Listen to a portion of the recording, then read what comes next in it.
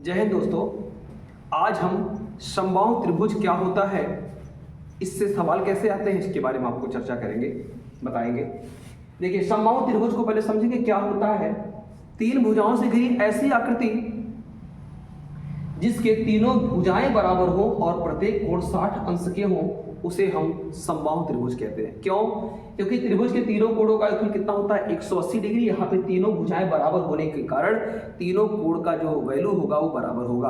तो 180 को हम 3 से भाग कर देंगे, कितना आ जाएगा 60 डिग्री आ जाएगा। यानी इसके प्रत्येक कोण कितने निकल के आ जाएंगे 60 डिग्री के। और त्रिभुज के तीनों आंतरिक कोणों का योगफल कितना हो जाएगा 180 हो जाएगा। ये बात आप जान गए होंगे।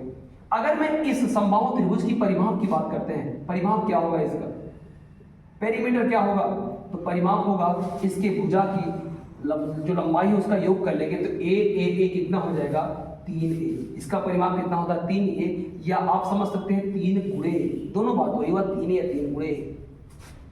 अगर मैं इसके क्षेत्रफल की बात करता हूं तो क्षेत्रफल इसका होता है √3/4। इसको प्रूव कर सकते हैं हम, लेकिन इस वीडियो में प्रूफ नहीं करेंगे। √3/4 भुजा, जो भी भुजा है उसका क्या कर देना होगा, आपको स्क्वायर कर देना होगा। 3/4 भुजा स्क्वायर, 3/4 भुजा स्क्वायर। आइए अगर इसकी हम ऊंचाई की बात करते हैं, इसकी ऊंचाई की बात करते हैं तो √3/2 गुणे में उसकी भुजा की माप कितनी है a है, और इसके परिवृत्त मतलब जो इसके शीर्षों से होता हुआ जाएगा वृत्त, और जो इसकी भुजाओं को टच करता हुआ जाएगा वृत्त। अगर इसके परिवृत्त की त्रिज्या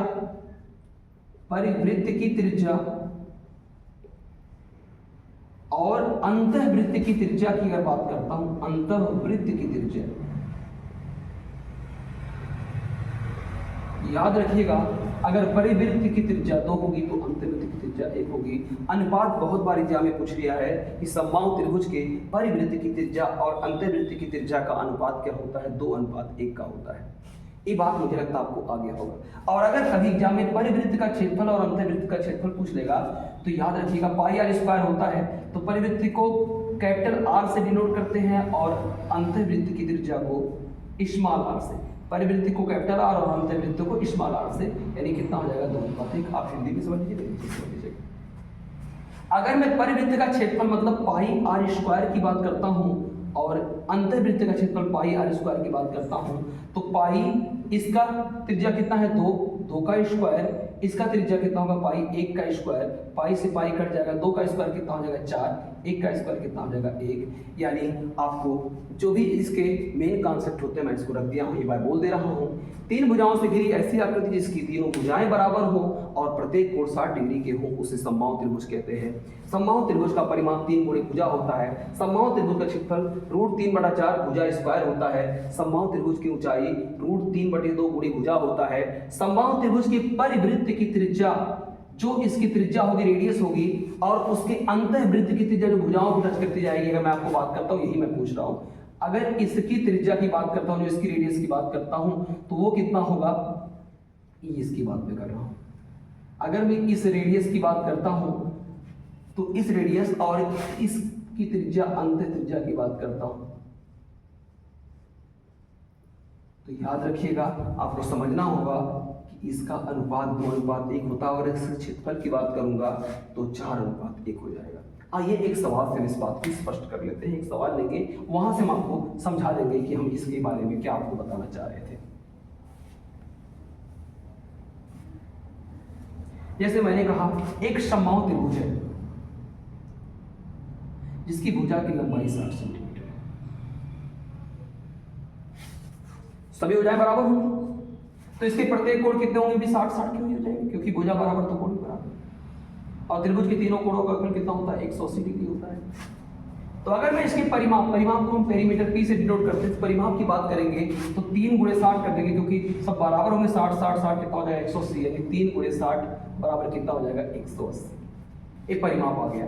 अगर सेंटीमीटर में रहे तो आप सेंटीमीटर लगा दीजिएगा, अगर मीटर रहे तो मीटर लगा दीजिएगा।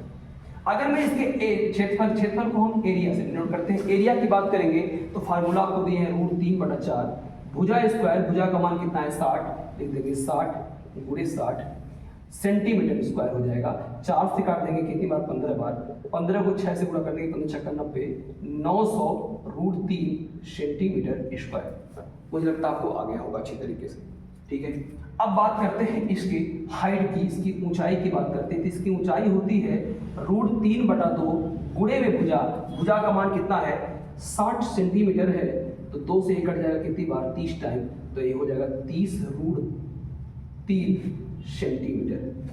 और अगर मैं इसके परिवृत्त की त्रिज्या और अंतर्वृत्त की त्रिज्या का अनुपात बताऊंगा, तो इसकी जो ऊंचाई होती है, मैं आपको समझाना था, जो भी इसकी ऊंचाई होगी अगर ये कैपिटल आर होगा तो नीचे की स्मॉल आर होगी, तो इसका बंटवारा मुझे करना है 60 सेंटीमीटर में। तो याद रखिएगा, अगर मैं आपको बताया था कि आर और स्मॉल आर की वैल्यू का अनुपात क्या था, 2:1 था, तो 2 और 1 3, 3 का मान कितना दिया गया है 60 है, तो 1 60 कह रहे हैं, सॉरी यहाँ इसकी ऊंचाई कितनी निकल के आ गई है, 30√3 आ गई है, 30√3 ऊंचाई आ गई है। तो अगर मैं इस रेडियस की बात करता हूं और इसके और इनर रेडियस की बात करता हूं, तो ये हो जाएगा, कैपिटल आर का मान निकालता हूं, तो ये कुल उसकी ऊंचाई कितनी है 30√3 गुणे में इसका मान जानेंगे, तो अभी आपको बताया गया 2:1 होता है, ये 2 होता है कुल कितने में 3 में। और अगर इसकी बात करूंगा तो 30√3 इसका मान कितना है 1 कुल कितने में 3 में, काट देंगे 3 से 10 बार, 10√3 2 से गुणा हो जाएगा 20√3, ये हो जाएगा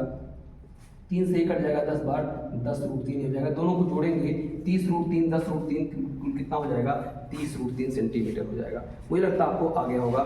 ठीक है दोस्तों, ऐसे ही ट्रिकी वीडियो देखने के लिए हमारे चैनल को फॉलो एंड सब्सक्राइब करें। वीडियो अच्छी लगे तो लाइक कर दीजिएगा, कमेंट में आपका फीडबैक हमें आगे ले जाएगा। अगर आपको वीडियो में कहीं थोड़ा भी कोई प्रॉब्लम आ रही है, कहीं समझ में कोई दिक्कत आ रही है, तो हमारी वीडियो को में कमेंट के द्वारा हमें बता सकते हैं। जय हिंद।